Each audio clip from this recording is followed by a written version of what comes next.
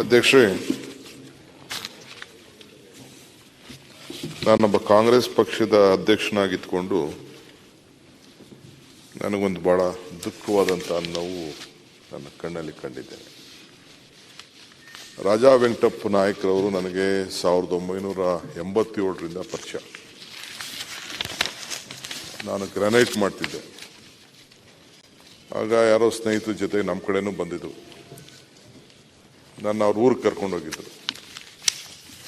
ಊರಿಗೆ ಕರ್ಕೊಂಡೋಗಿ ಅವ್ರ ಕಡೆ ಇರೋ ಕಲ್ಲುಗಳೆಲ್ಲ, ಅದು ಯಾದಗಿರು ರಾಯಚೂರಿಗೆ ಸಂಬಂಧಪಟ್ಟಂಥದ್ದೆಲ್ಲ ಕರ್ಕೊಂಡೋಗಿ ನನಗೆ ಅವರು ಯಾರೋ ಕಸಿನ್ಸ್ ಎಲ್ಲ ತೋರಿಸಿದ್ರು.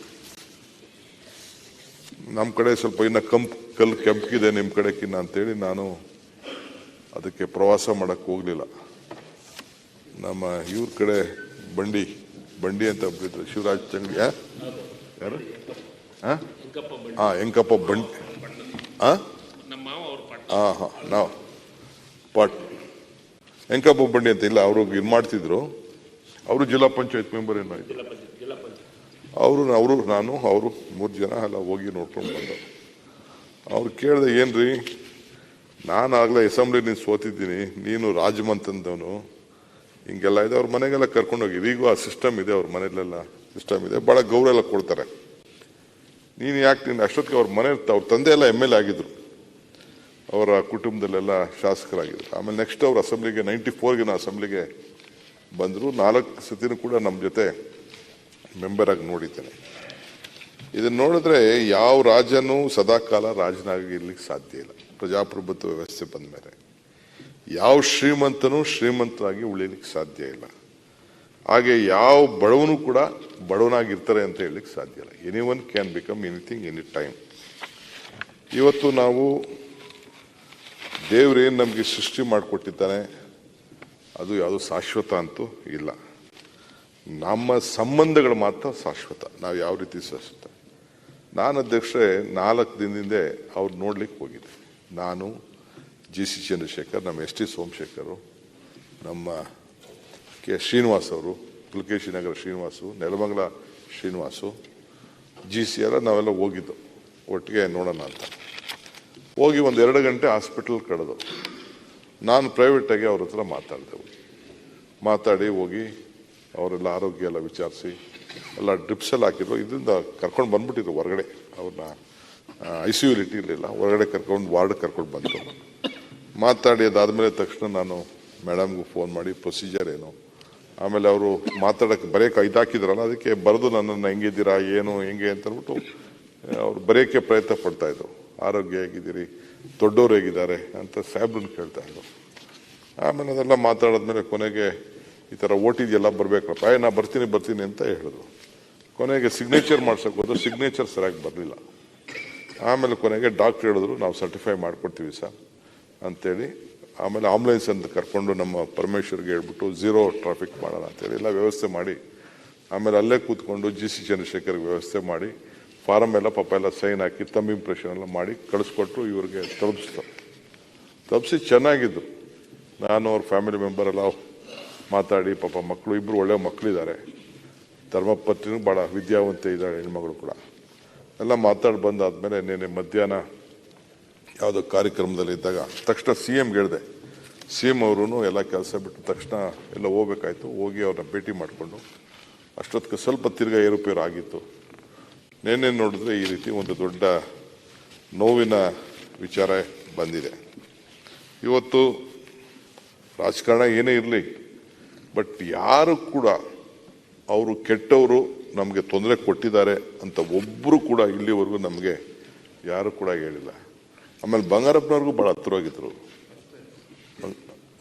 ಬಂಗಾರಪ್ಪನವ್ರು ಕೂಡ ಭಾಳ ಹತ್ತಿರವಾಗಿದ್ರು. ಅವರು ಭಾಳ ಹತ್ತಿರವಾಗಿದ್ದರು, ಅವರ ಕುಟುಂಬ ಎಲ್ಲ, ಅವ್ರ ಫ್ಯಾಮಿಲಿ ಮೆಂಬರ್ಸ್. ಸಾಹೇಬ್ರೆ CM ಹೇಳ್ದಂಗೆ ಅವ್ರ ಬ್ರದರ್ ಒಬ್ಬರು MP ಕೂಡ, ರಂಗಪ್ಪ ನಾಯಕ, ಯಂಗ್ಸ್ಟರ್ ಆತನು ಯಂಗ್ಸ್ಟರು, ಅವರು ಕೂಡ MP ಆಗಿದ್ರು. ಅಧ್ಯಕ್ಷರೇ, ಸಾಧನೆ ಇಲ್ಲದೆ, ನಮ್ಮ ವಿವೇಕಾನಂದರು ಒಂದು ಮಾತು ಹೇಳ್ತಾರೆ, ಸಾಧನೆ ಇಲ್ಲದೆ ಸತ್ತರೆ ಸಾವಿಗೆ ಅವಮಾನ, ಆದರ್ಶ ಇಲ್ಲದೆ ಬದುಕಿದರೆ ಬದುಕಿಗೆ ಅವಮಾನ ಅಂತ. ಹಂಗೆ ಅವರು ಯಾವ ವೈರತ್ವವನ್ನು ಆ ಕ್ಷೇತ್ರದಲ್ಲೂ ಕೂಡ ಬೇಕಾದಷ್ಟು ನಮ್ಗೆ ರಾಜಕಾರಣ ಒತ್ತಡ ಇತ್ತು. ಬೇರೆ ಯಾರೋ ಪಾರ್ಟಿಯವ್ರನ್ನ ಕರ್ಕೊಂಡು ಬಂದು ಅಲ್ಲಿ ಟಿಕೆಟ್ ಕೊಡಬೇಕು ಅಂತ. ಬಟ್ ಖರ್ಗೆ ಸಾಹೇಬರು ಮಾತ್ರ ನಮಗೆ ಬಿಡಲಿಲ್ಲ.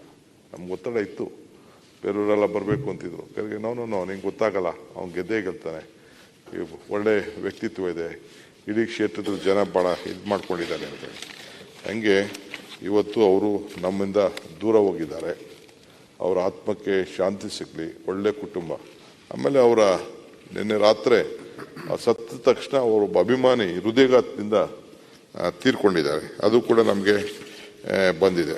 ಆಮೇಲೆ ಅವ್ರ ಕುಟುಂಬ ರಾಜ್ಯಮಂಥನ ಇದ್ರೂ ಕೂಡ ಸ್ವಾತಂತ್ರ್ಯ ಹೋರಾಟದಲ್ಲಿ ಪಾಲ್ಗೊಂಡಂಥ ಒಂದು ದೊಡ್ಡ ಇತಿಹಾಸ ಕೂಡ ನಾವು ನೋಡಿದ್ದೇವೆ.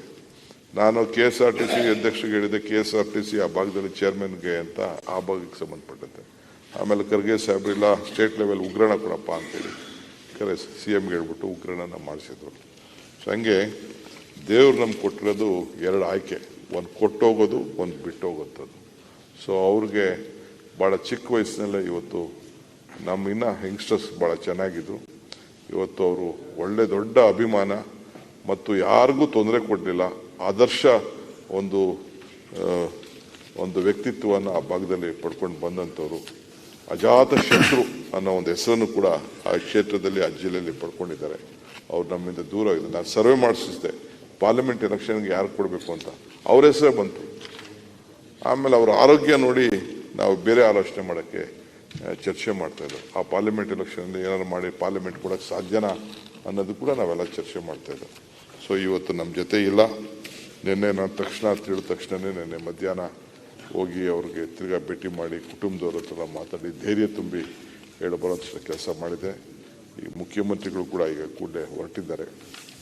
ಸೊ ಅವರ ಆತ್ಮಕ್ಕೆ ಶಾಂತಿ ಸಿಗಲಿ ಮತ್ತು ಅವರೆಲ್ಲ ಕುಟುಂಬ ಮತ್ತು ಅವರ ಅಭಿಮಾನಿಗಳಿಗೂ ಕೂಡ ಈ ತಡ್ಕೊಳ್ಳೋಂಥ ಒಂದು ಶಕ್ತಿ ಸಿಗಲಿ ಅಂತೇಳಿ ನಿನ್ನೆ ಸಾಯಂಕಾಲ ನನ್ನ ತಕ್ಷಣ ಕಾಂಗ್ರೆಸ್ ಕಚೇರಿಯಲ್ಲಿ ಒಂದು ಸಂತಾಪ ಸಭೆಯನ್ನು ಕೂಡ ನೆನ್ನೆ ಮುಗಿಸ್ದೆ ನಾನು. ಯಾಕೆಂದರೆ ಇವತ್ತು ಇವೆಲ್ಲ ಈ ಕಾರ್ಯಕ್ರಮ ಮಾಡಬೇಕಾಗ್ತದೆ ಅಂತೇಳಿ. ಅದರಿಂದ ತಾವು ಏನು ಮಂಡಿಸಿದ್ರಿ ಅದಕ್ಕೆ ಅನುಮೋದಿಸಿ ನನ್ನ 2 ಮಾತನ್ನು ಮುಗಿಸ್ತಾ ಇದ್ದೀನಿ. ಕ್ಯಾಪ್ಟನ್ ಅರ್ಜುನ್ ಕೊಂದಿದ್ದು ಯಾರು? ಅವ್ರ ನರೇಟಿವ್ ಎಲ್ಲಿ ತಂದಿಟ್ಟಿದ್ದಾರೆ ಅಂತಂದ್ರೆ ಸಂಪತ್ತನ್ನ ಹಂಚಿಬಿಡೋದು ಅಂತ. ಇದು ಸ್ಟುಡಿಯೋ ಟಿಪ್ಪು ಜಯಂತಿ ಮಾಡಕ್ಕೆ ಅವ್ರಿಗೆ ಖಂಡಿಸಿದ್ರು. Very nice.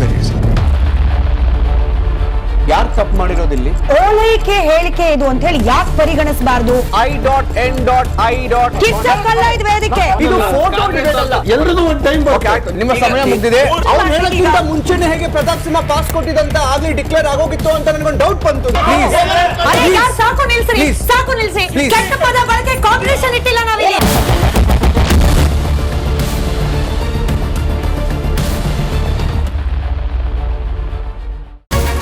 Republic word app ಇದು ಕೇವಲ ಅಪ್ಲಿಕೇಶನ್ ಅಲ್ಲ, ಸಮಗ್ರ ಸುದ್ದಿಗಳ ಸಂಪರ್ಕ ಮಾರ್ಗಕ್ಕೆ ಕ್ರಾಂತಿಕಾರಿ ಬದಲಾವಣೆ. ರಿಪಬ್ಲಿಕ್ ವರ್ಡ್ ಆಪ್ ಕೇವಲ ಸುದ್ದಿ ಅಪ್ಲಿಕೇಶನ್ ಪರಿಚಯಿಸ್ತಾ ಇಲ್ಲ, ಬದಲಾಗಿ ಡಿಜಿಟಲ್ ಸುದ್ದಿ ಬಳಕೆಯ ಹೊಸ ಯುಗಕ್ಕೆ ನಾಂದಿ ಹಾಡ್ತಾ ಇದೆ. ಇದೊಂದು ಬ್ರೇಕಿಂಗ್ ನ್ಯೂಸ್, ಪ್ರಭಾವಶಾಲಿ ಕಾರ್ಯಕ್ರಮಗಳಿಗೆ ಗಟ್ಟಿಯಾದ ನ್ಯೂಸ್. ಇಲ್ಲಿ ಕೇವಲ ತಾಜಾ ಸುದ್ದಿ, ಅದರ ನೇರ ಪ್ರಸಾರ ಮತ್ತು ಚರ್ಚೆಗಳಿಗೆ ಮಾತ್ರ ಅವಕಾಶ. ರಿಪಬ್ಲಿಕ್ ವರ್ಲ್ಡ್ ಆಪ್ ಡೌನ್ಲೋಡ್ ಮಾಡಿಕೊಳ್ಳಿ. ಗೂಗಲ್ ಪ್ಲೇ ಸ್ಟೋರ್ ಮತ್ತು ಆಪಲ್ ಆಪ್ ಸ್ಟೋರ್ನಲ್ಲಿ ಲಭ್ಯವಿದೆ.